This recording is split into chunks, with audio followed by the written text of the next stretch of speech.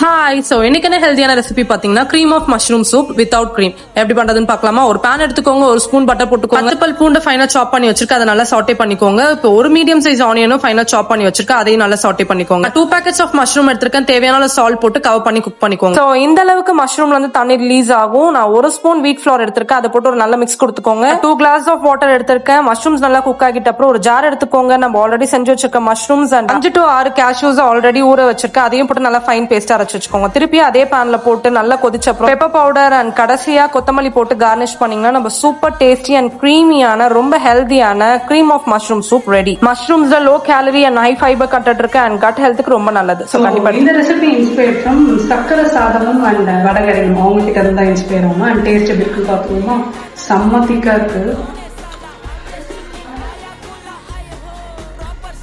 செம்மையா இருக்குங்க, பயங்கர கிரீமியா இருக்கு, சூப்பரா இருக்கு. கண்டிப்பா ட்ரை பண்ணுங்க.